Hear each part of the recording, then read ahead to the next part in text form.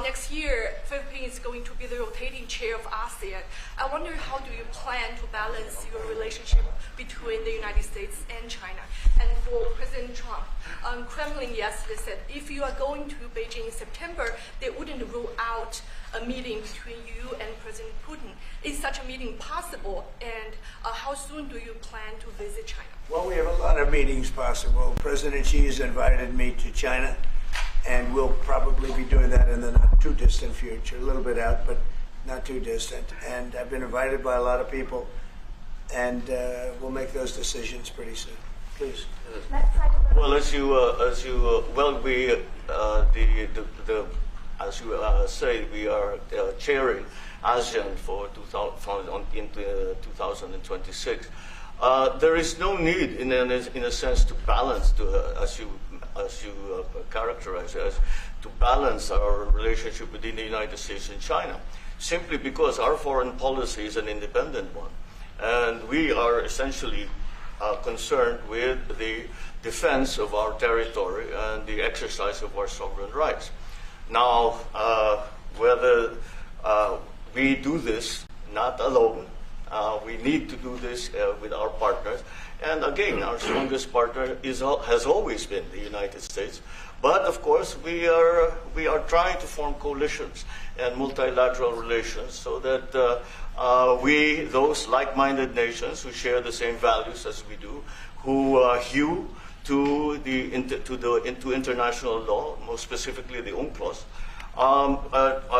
present that position very clearly to anyone who has intentions of unilaterally changing the world order, and that is how we are guided in that. And I don't mind if he gets along with China, because we're getting along with China very well. We have a very good relationship. In fact, the magnets, which is a little complex piece of material, but the magnets are coming out, very well.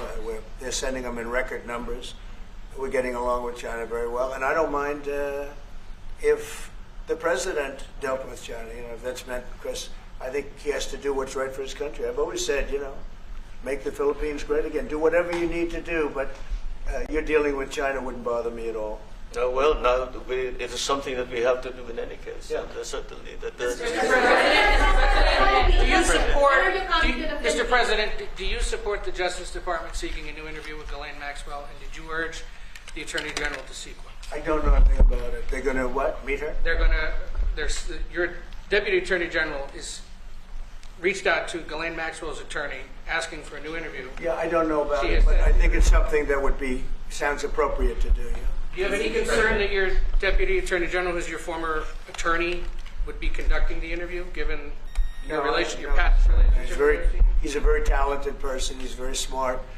I didn't know that they were going to do it. I don't really follow that too much. It's sort of a witch hunt, just a continuation of the witch hunt. The witch hunt that you should be talking about is they caught President Obama absolutely cold, Tulsi Gabbard. What they did to this country in 2016, starting in 2016, but going up to 2020 in the election. They tried to rig the election, and they got caught.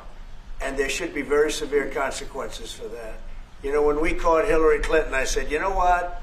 Let's not go too far here. It's the ex-wife of a president, and I thought it was sort of terrible. And I let her off the hook, and I'm very happy I did. But it's time to start, after what they did to me, and whether it's right or wrong, it's time to go after people. Obama's been caught directly. So people say, a group. It's not a group. It's Obama. His orders are on the paper. The papers are signed. The papers came right out of their office. They sent everything to be highly classified. Well, the highly classified's been released. If you like this video, then like, share and subscribe to Mirror Now.